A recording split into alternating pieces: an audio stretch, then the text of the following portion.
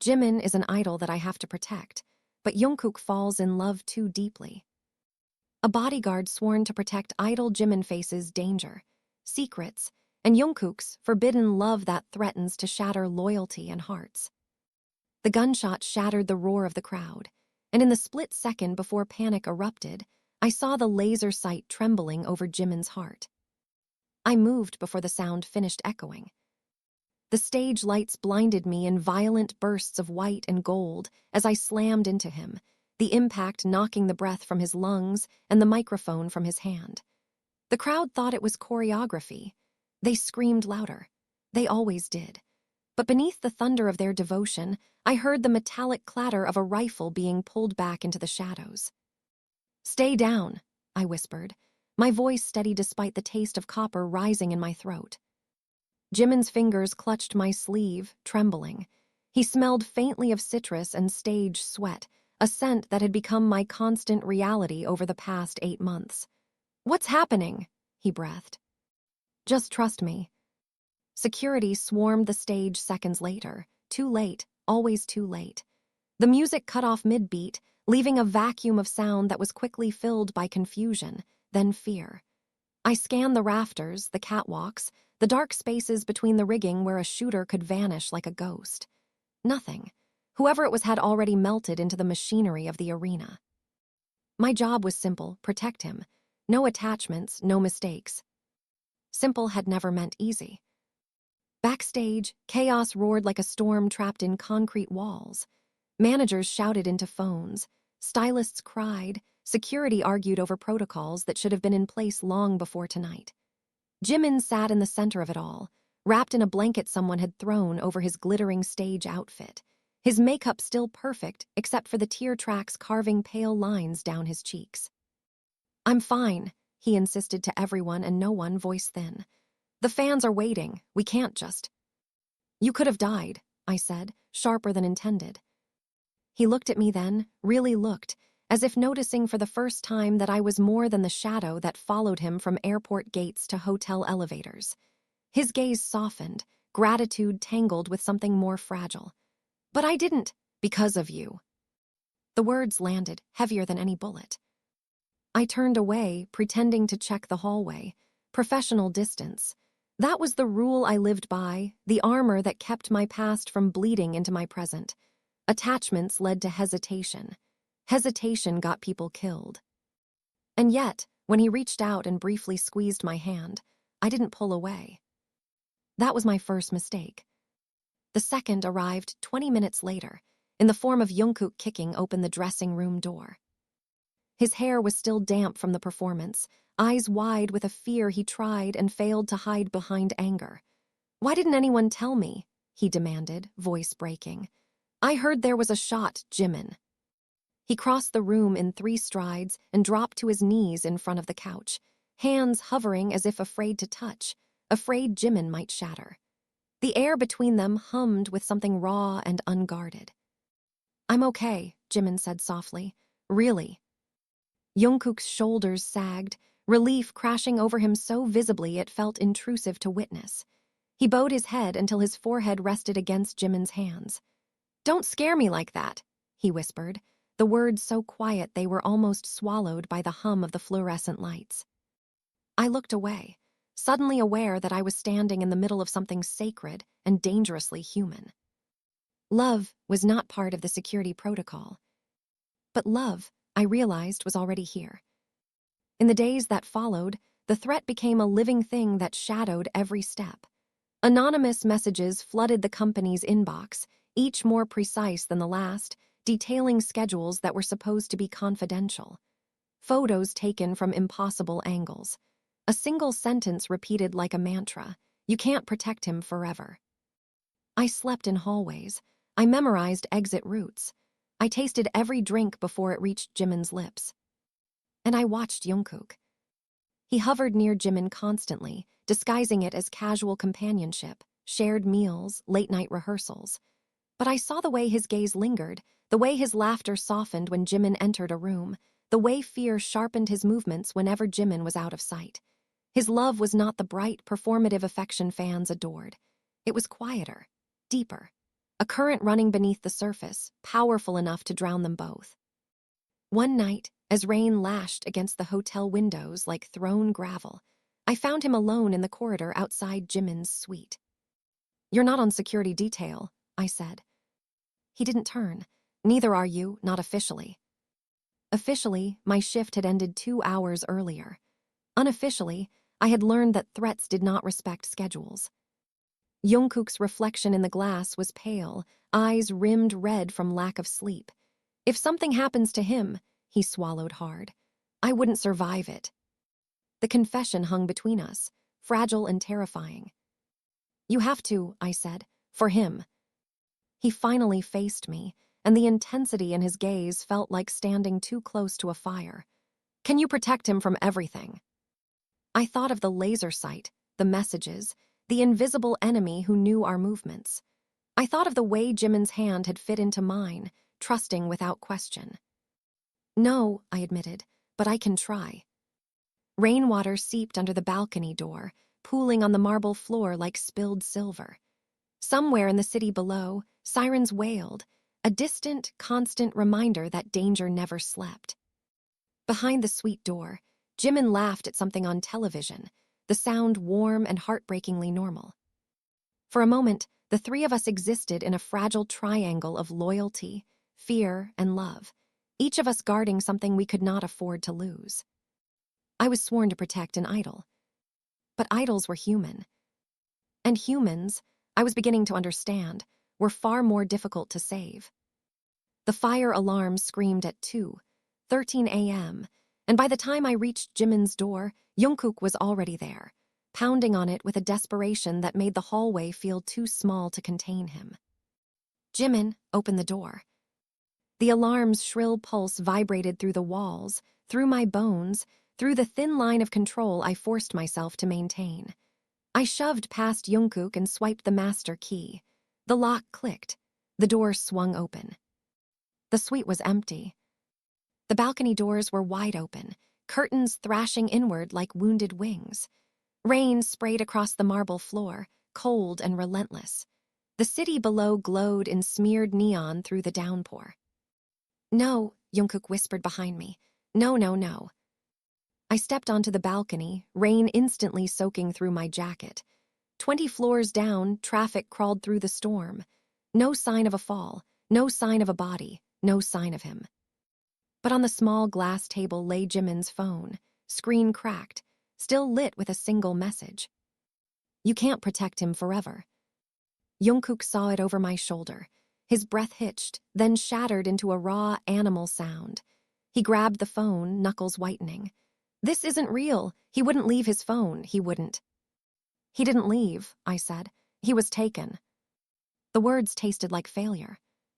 The hallway filled with security within minutes, radios crackling, shoes squeaking against wet marble. Questions flew like bullets. Who was last on watch? Why were the cameras down for exactly 90 seconds? Why did the fire alarm trigger only on this floor? Inside the storm of accusations, Jungkook stood unnaturally still, rainwater dripping from his hair, his shirt clinging to his skin. His eyes were no longer frantic. They were focused, dangerous. "Tell me what you need," he said to me, voice low. "I'll do anything." "You stay here," I replied automatically. His laugh was sharp enough to cut glass. "You still think this is a job. He's not a client to me." I met his gaze. "And that's exactly why you'll get him killed if you act without thinking." The slap of his hand against the wall echoed through the suite. "He's already gone." Silence fell, thick and suffocating. Even the alarm had stopped, leaving only the rain and our breathing. I forced myself to think. 90 seconds, a disabled camera loop, a triggered alarm, precision, planning, someone with resources and access. An inside leak. The realization coiled cold in my stomach. Jungkook watched my expression change. "You know something." "I know this wasn't random," I said, "and I know whoever did this wants me to fail." "Then we make sure you don't." His voice broke, but his resolve didn't. "Please, don't shut me out. I can't sit and wait while he's out there, scared." He swallowed hard. "He hates the dark." That detail landed like a blow. The world knew Jimin as radiant, untouchable, glowing beneath stage lights. Very few knew he slept with a lamp on in unfamiliar places. "I won't shut you out," I said quietly, "but you follow my lead." He nodded once fiercely. The first clue came from the rain. On the balcony railing, barely visible beneath the water, was a thin line of black fiber, industrial, synthetic, rope, professional grade. I pictured a harness, a controlled descent, a team moving in perfect silence while the fire alarm masked every sound. "They took him down the side of the building," I said. Jungkook leaned over the railing before I could stop him, rain lashing his face. "That's 20 floors." Which means they knew exactly how to do it. Behind us, a security officer cleared his throat. The stairwell camera picked up a maintenance van leaving the service exit at 2:14. "Plates are fake." Of course they were. Jungkook turned to me. "Then we go after them." "It's not that simple." "Why? Because of protocols, because the company's afraid of scandal." His voice rose, anger burning through his fear. "He's not a brand, he's a person. He stopped himself, jaw tightening. "He's what?" I pressed. Jungkook's eyes met mine, unflinching despite the tears clinging to his lashes. "He's the only person who's ever made me feel like I'm more than what the world expects me to be." The confession hung between us, heavy and undeniable. I looked away first. By dawn, the company had locked the situation down. Official statements called it a temporary security relocation. Fans speculated. Hashtags trended. The world spun on, oblivious to the fact that somewhere in the city, an idol sat in the dark with strangers who saw him as leverage instead of light. We tracked the van to an abandoned shipping warehouse near the harbor. Too obvious, too clean, a decoy. Inside, we found a single chair bolted to the concrete floor and a stage spotlight pointed at it. The bulb flickered weakly, casting a sickly cone of light. On the chair sat a small object. One of Jimin's in-ear monitors, the custom purple casing cracked down the center. Jungkook picked it up with shaking hands. He was here. I scanned the space. No dust disturbed except near the chair. No footprints leading in or out. A performance, not a holding site. A message. "You're being watched," I murmured. "Good," Jungkook snapped. "Then they can watch me find him." A slow clap echoed from the shadows. We spun toward the sound. A man stepped into the weak light, his suit immaculate despite the grime around him. His smile was calm, almost polite. "You're ahead of schedule," he said. "That's impressive." Security raised their weapons. "Don't move." The man lifted his hands casually. "If you shoot me, you'll never see him again." The words froze the air. Jungkook's voice was a rasp. "Where is he?" The man's gaze slid to him, assessing, curious. "Ah, the one who loves him." My pulse spiked. "Don't." But Jungkook stepped forward. "If you touch him." The man chuckled softly. "We already have, but not in the way you fear. He's valuable. Untouched merchandise always is." Rage exploded through Jungkook. He lunged, and it took 3 guards to hold him back. "He's not an object." The man's smile faltered for the first time. "Everything is an object when the price is right." I forced myself to stay still, to think. "What do you want?" He looked at me then, truly looked, as if measuring the weight of my failures. "Not money, not fame. I want proof." "Proof of what?" "That even the most protected star can fall." His eyes gleamed. "And that the people who claim to love him will destroy each other trying to save him." Silence stretched, suffocating. Jungkook's breathing was ragged. "You're wrong." "Am I?" The man tilted his head. "You already hate him, don't you?" he said to me. "For needing you, for making you care." The accusation struck too close to truth. I did care. That was my 3rd mistake. The man's phone buzzed. He glanced at it, then smiled. "Time up. Your next clue is already in motion." The warehouse lights died. In the darkness, Jungkook's hand found my sleeve, gripping it with desperate strength. When the emergency lights flickered on seconds later, the man was gone. And in the center of the floor, illuminated in harsh red, lay a single white feather, stained with a smear of blood that was unmistakably, terrifyingly fresh. The feather was still wet when Jungkook picked it up, and the moment his fingers brushed the blood, his composure shattered. "This is his," he said hoarsely. "This is from his stage jacket, the white one from the encore. He wore it tonight. His voice broke into a strangled sound that echoed through the hollow warehouse. "He's hurt." "Or they want you to think he is," I said, though the metallic smell in the air betrayed the lie I was trying to sell him. Jungkook rounded on me, eyes blazing. "Stop talking like this is a game. He's bleeding." "And if you lose control, you'll bleed too," I snapped. "That's exactly what they want." The security team shifted uneasily around us, their weapons lowered but their nerves strung tight. Rain hammered the warehouse roof, each drop a ticking second we were wasting. Jungkook's chest heaved. "Then tell me what to do." I stared at the feather again. Blood smeared but not soaked. A superficial wound. A message written in flesh but not meant to kill. "They're escalating," I said. "They want an audience. They want us desperate, reckless, visible." "Then let's give them a show," he replied, voice suddenly cold. The words sent a chill down my spine. "What are you thinking?" His gaze didn't waver. "They want proof the world will tear itself apart for him, so we make the world look away while we tear them apart instead." "That's not a plan. That's vengeance." "Call it whatever you want," he said. "Just don't pretend you don't want the same thing." I did. That was the problem. We returned to headquarters under a sky that looked bruised, the storm finally breaking into a gray dawn that felt undeserved. The company executives were waiting, their faces drawn, their smiles brittle. Damage control had already begun. Statements drafted, narratives shaped. "Kidnapping is too strong a word," one of them said, fingers steepled. "We're calling it a temporary security relocation until we verify the threat." Jungkook let out a disbelieving laugh. "You're worried about wording." "We're worried about the global market," the executive replied coolly. "Panic affects stock value. We must remain rational." "Rational?" Jungkook stepped forward, fury radiating off him. "He's out there alone." "He's an asset," the man interrupted, "and assets are managed." The room went silent. Before anyone could react, Jungkook slammed his fist into the conference table. The crack of splintering wood rang like a gunshot. "He is not an asset." Guards moved, unsure whether to restrain him or the executive. I stepped between them. "Enough," I said, voice low but carrying. "Every second we argue is another second they gain."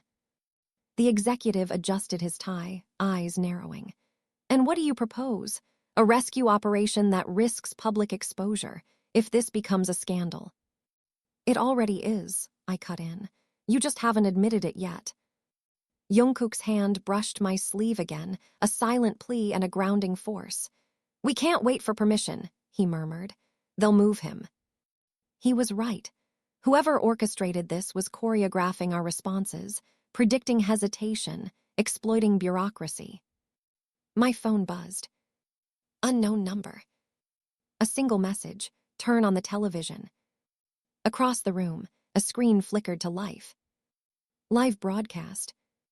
A dimly lit room appeared, camera fixed at a low angle.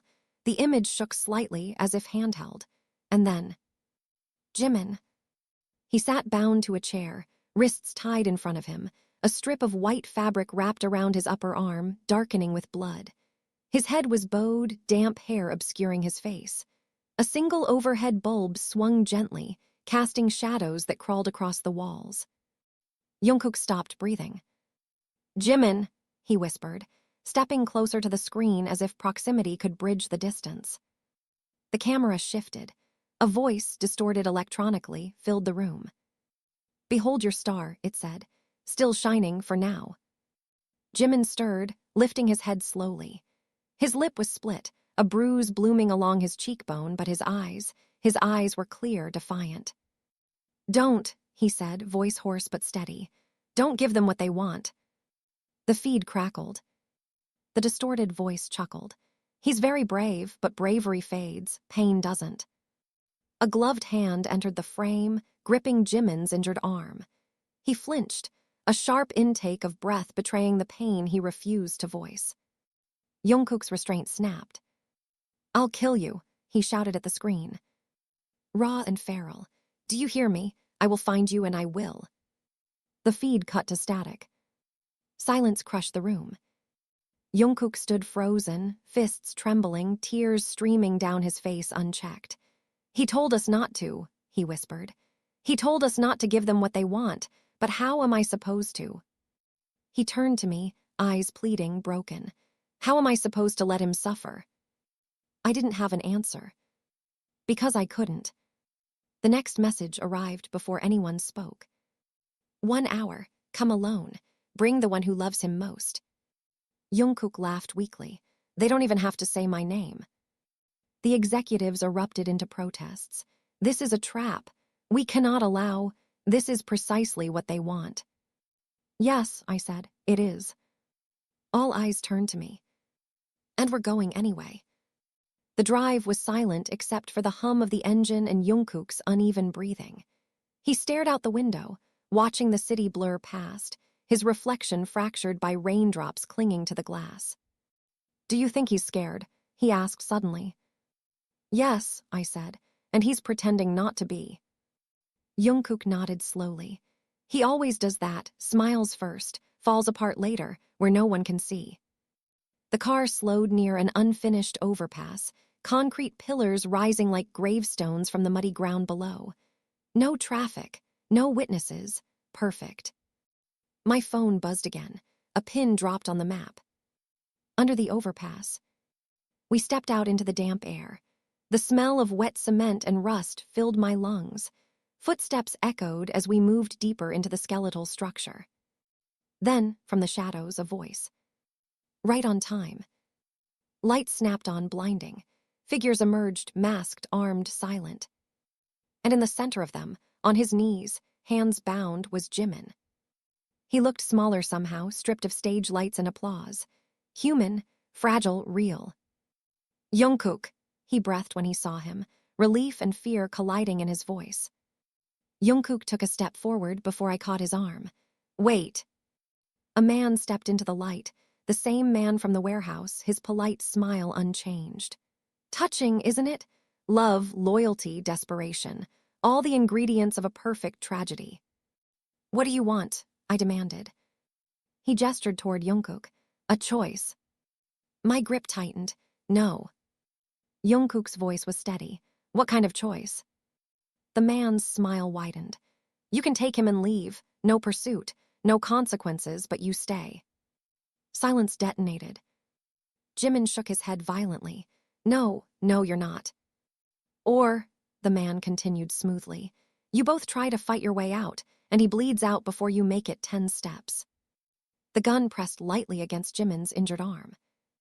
Jungkook's hand slipped from my grasp. "Stop," I said, but the word came too late. He stepped forward, each movement deliberate, as if walking toward his own execution.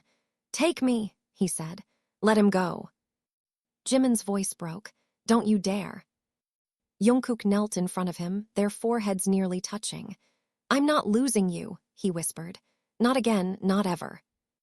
The confession hung between them, fragile and devastating. I realized then that this was never about ransom. It was about breaking something unbreakable. And as the man's smile sharpened, I understood with a sickening clarity that whatever happened next would leave none of us the same. "Take me," Jungkook repeated, louder this time, his voice echoing off the concrete pillars like a vow carved into stone. "Let him go. You said one stays, I'm staying." Jimin's breath hitched, panic flaring in his eyes. "You don't get to decide that for me." The man in the suit watched them with quiet fascination, as if observing an experiment unfolding exactly as predicted. "Such devotion," he murmured. "It's almost disappointing. I expected more hesitation." I stepped forward, placing myself between them and the ring of masked men. "You're not taking him." The man tilted his head. "You misunderstand. I'm not taking anyone. They're offering themselves." Jungkook didn't look at me. His gaze remained locked on Jimin, as if memorizing every detail, the bruise darkening along his cheek, the damp strands of hair clinging to his forehead, the stubborn lift of his chin despite the ropes cutting into his wrists. "You hate hospitals," Jungkook said softly. "You always pretend you're fine so nobody worries. You laugh too loud when you're scared. And you think if you shine bright enough, nobody will notice when you're breaking." Jimin's lips trembled. "Stop." "I won't," Jungkook whispered. "Because if this is the last time I get to say it, I need you to hear me." My chest tightened. "Jungkook." He ignored me. "I love you," he said, the words raw, stripped of performance, stripped of fear. "Not the idol, not the image, you, the way you hum when you think no one's listening. The way you leave the light on in hotel rooms. The way you pretend you're okay when you're not. I love all of it." The world seemed to stop breathing. Jimin stared at him, tears spilling freely now. "You're not supposed to say that here," he choked. "Not like this, not when." "Exactly when," Jungkook replied. "Because if I walk away without saying it, they win." The man in the suit exhaled slowly, almost reverently. "Extraordinary, love as defiance, love as surrender, do you see now?" he said, turning to me. "This is what the world consumes. This is what they pay for, pain dressed as devotion." "You're sick," I said. "No," he corrected calmly. "I'm honest." He gestured, and one of the masked men yanked Jimin upright. Jimin gasped, the movement pulling against his injured arm. Blood seeped through the white fabric, fresh and bright. Jungkook flinched as if struck. "Careful." "Choose," the man said. I stepped closer to Jungkook, lowering my voice.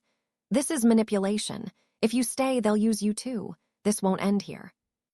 He finally looked at me, and the grief in his eyes was matched only by a terrifying clarity. "It already doesn't end here. If he dies, it never ends for me." Jimin shook his head violently. "You think I can live with that, with you sacrificing yourself like I'm someone worth saving," Jungkook said. Jimin's voice broke into a sob. "You are too." The rain began again, soft at first, tapping against the concrete above us like a slow heartbeat. I watched them, two people the world insisted on turning into symbols, fighting to remain human in a moment designed to strip them of that right.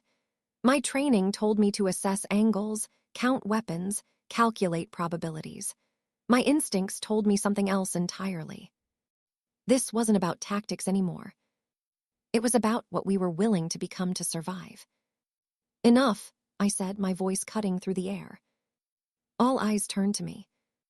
"You want proof the world will destroy itself for him," I continued. "Fine, here's your proof, I will."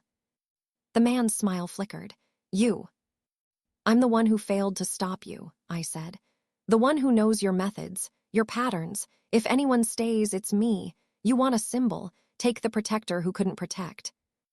Jungkook's head snapped toward me. "No." "Yes," I said, meeting his gaze. "You're too visible, too valuable. If you disappear, the world burns. If I disappear, it's a footnote." "That's not true," Jimin whispered. "You're not nothing." The words hit harder than I expected. The man studied me, calculating. "A noble offer, but I didn't ask for you." "You asked for the one who loves him most," I replied.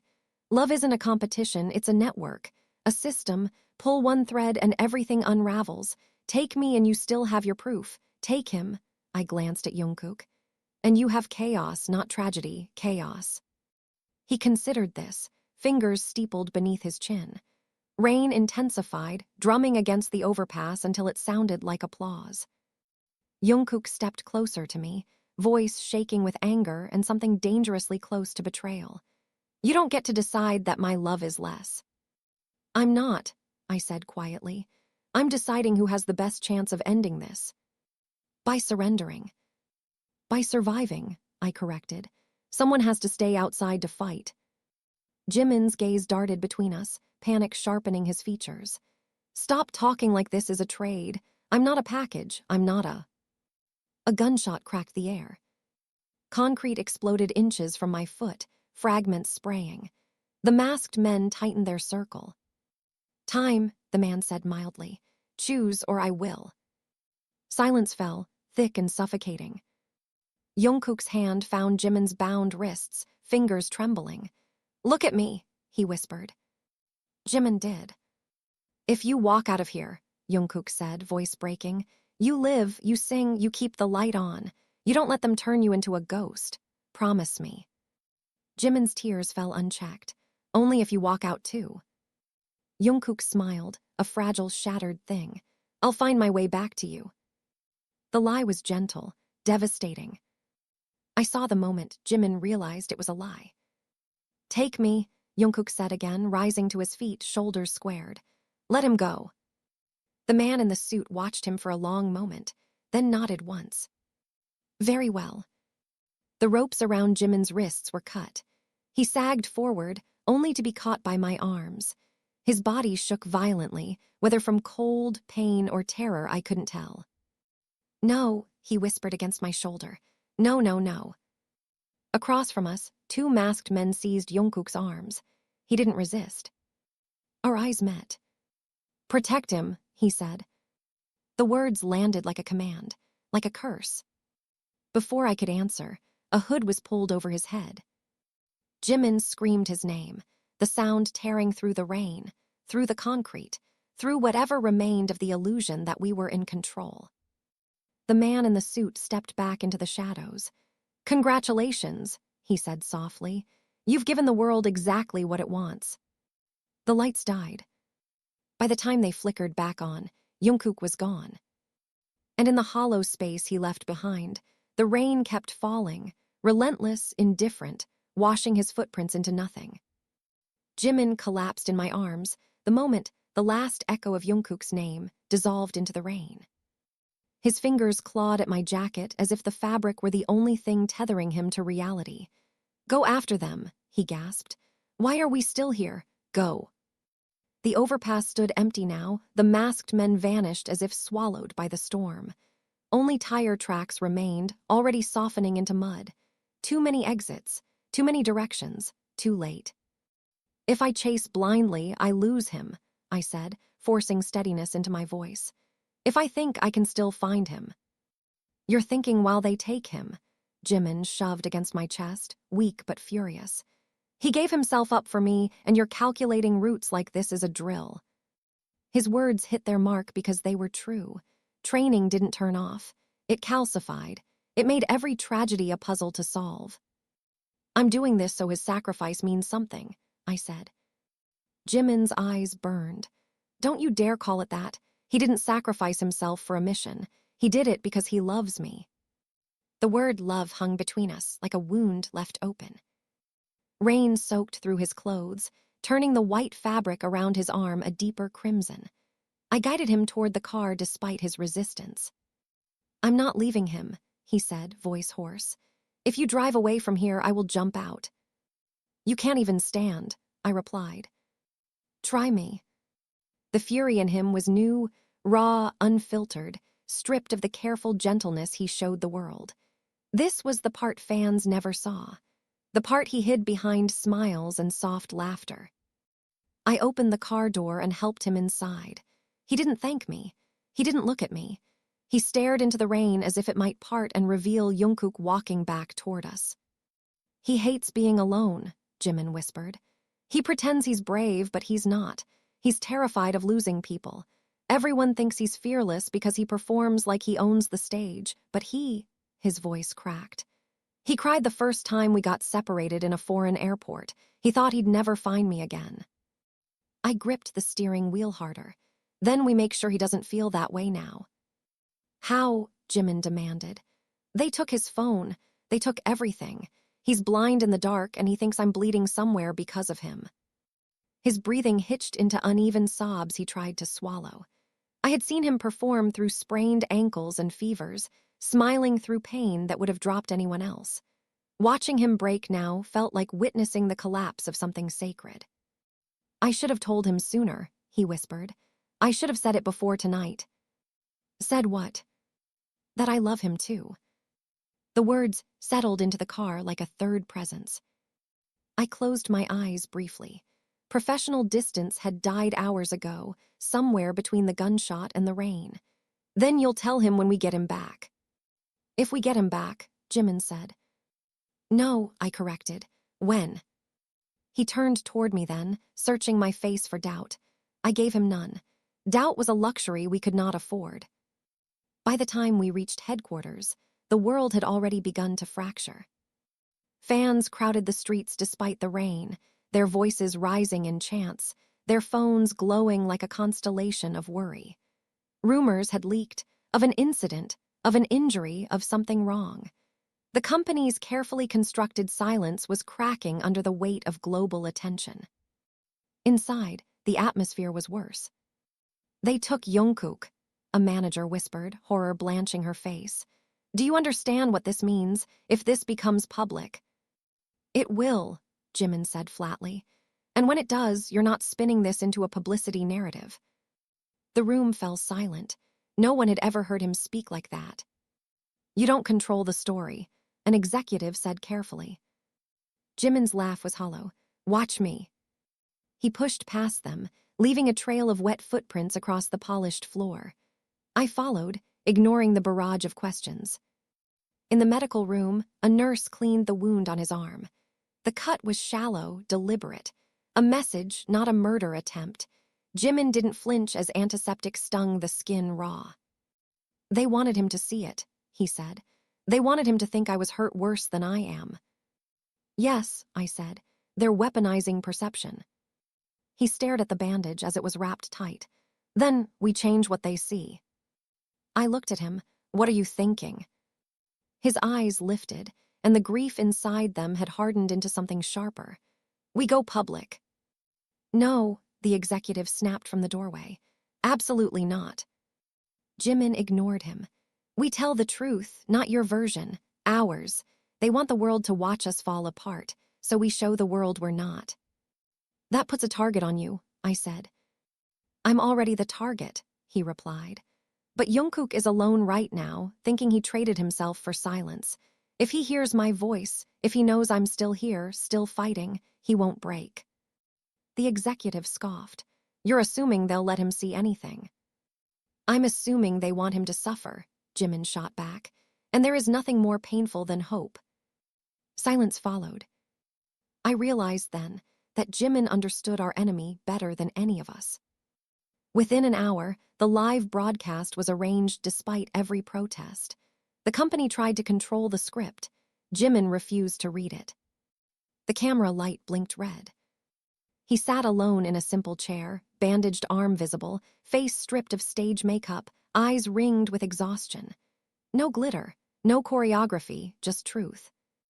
If you're watching this, he began, voice steady despite the tremor in his hands, you already know something is wrong. The world held its breath. I was attacked, he continued. I was taken, and someone I love gave himself up to bring me back. Gasps rippled through the room behind the cameras. I don't know where he is right now, Jimin said, but I know he's scared, and I know he thinks he has to be strong for me, so I'm saying this where he might hear it. His voice faltered. He swallowed hard, then continued.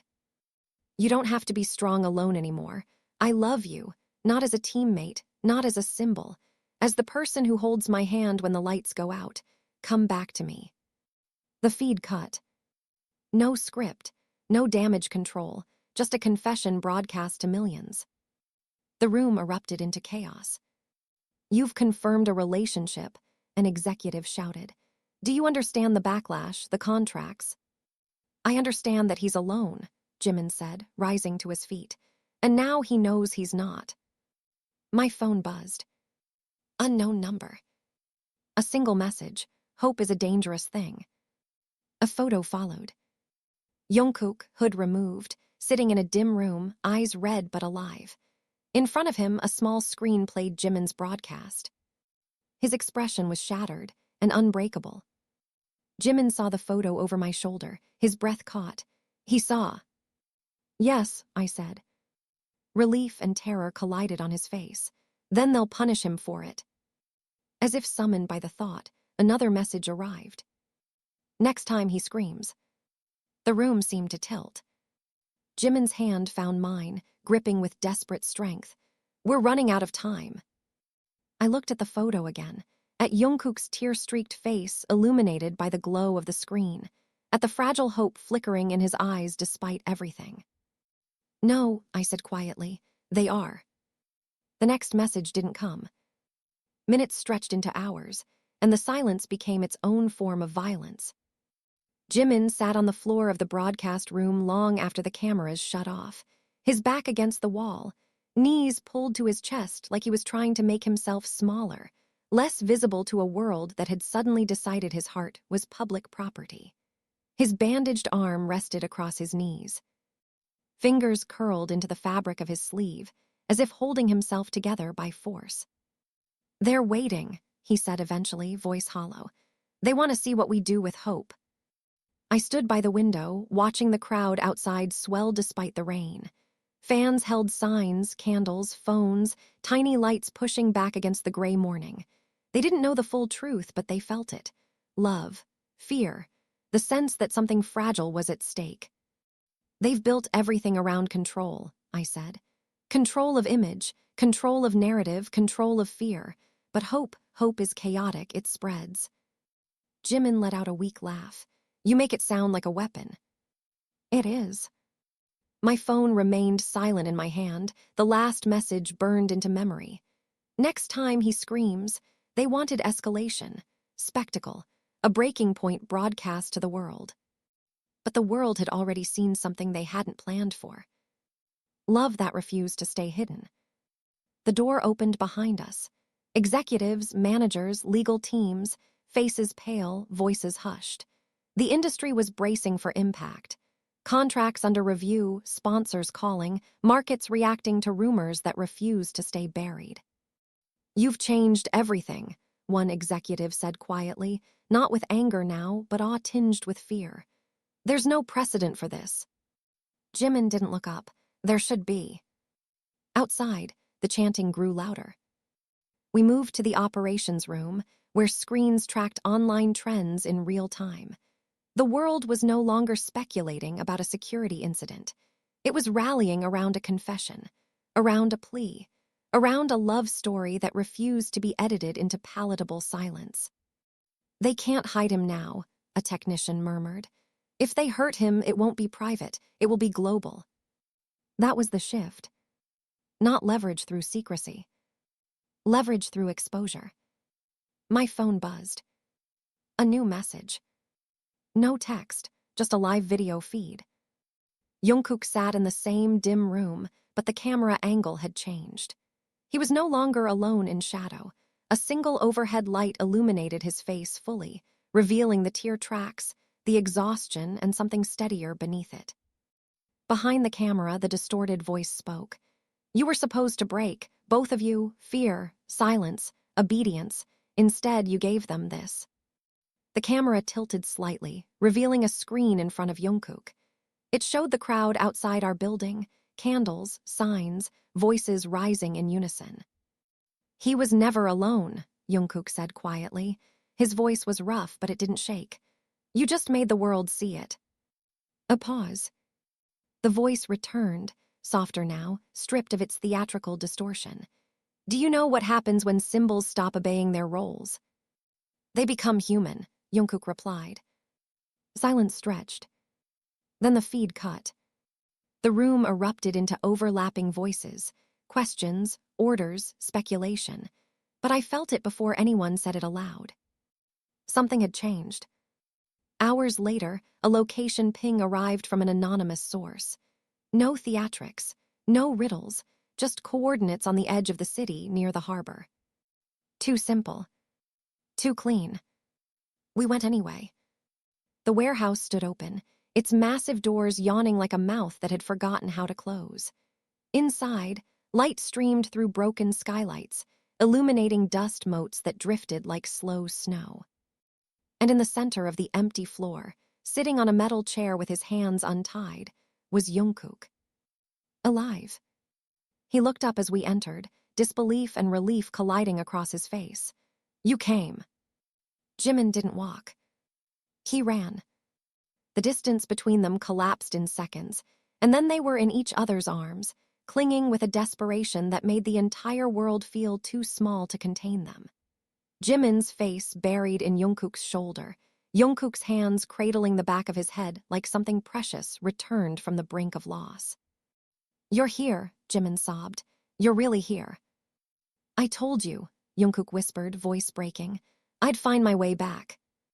I turned away, giving them the illusion of privacy in a space that had been designed to strip it away. Footsteps echoed from the far end of the warehouse. The man in the suit emerged one last time, alone, unarmed, his expression unreadable.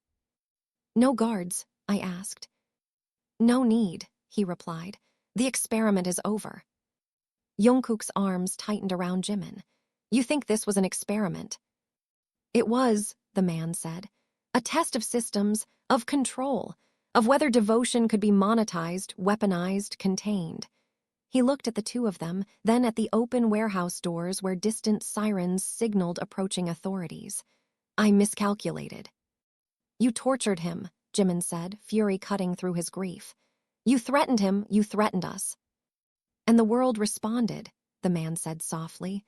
"Not with silence, with solidarity. Sponsors withdrew, markets froze, fans organized. You turned vulnerability into defiance." He gave a small, almost respectful nod. "You made him untouchable in a way no security detail ever could." I stepped forward. "So this is surrender?" "This is irrelevance," he corrected. "There is no profit in a symbol the world refuses to see broken." Sirens grew louder. He walked past us without resistance, hands raised as authorities flooded the warehouse seconds later, shouting commands that barely registered. Jimin and Jungkook didn't let go of each other. Not when officers secured the scene. Not when medics approached. Not when statements were demanded. Later, as the sun set in a sky scrubbed clean by rain, we stood on the rooftop of the headquarters building. The city glowed beneath us, alive, restless, indifferent, and yet changed. Jungkook leaned against the railing, Jimin's hand firmly in his. No hiding now, no careful distance, just fingers intertwined in plain sight. "They're going to talk," Jungkook said quietly. "The media, the companies, everyone." "They always do," Jimin replied, "but they can't untell the truth." He looked at me then. "You saved me." "I failed you," I said. "You were taken on my watch." "You brought me back," he said, "and you didn't let them turn us into a story we didn't choose." Jungkook nodded. "You protected more than his life." The wind tugged at our clothes, carrying the distant sound of fans still gathered below. Their voices softer now, not chanting but singing, a low, steady melody that rose into the night. For the first time since the gunshot shattered the stage lights, my shoulders loosened. My job had been to protect an idol. But idols were illusions. What stood beside me now were two human beings who had chosen love over fear, truth over control, and vulnerability over silence. And in doing so, had made themselves stronger than any system designed to contain them. Jimin rested his head briefly against Jungkook's shoulder, eyes closed, breathing steady. "We're still here," he murmured. Jungkook pressed his forehead to his. "We always will be." Below us, the city lights burned on, countless and unafraid, as if reflecting a truth the world had nearly forgotten. Some things cannot be protected by walls, contracts, or silence. Some things survive because they are seen.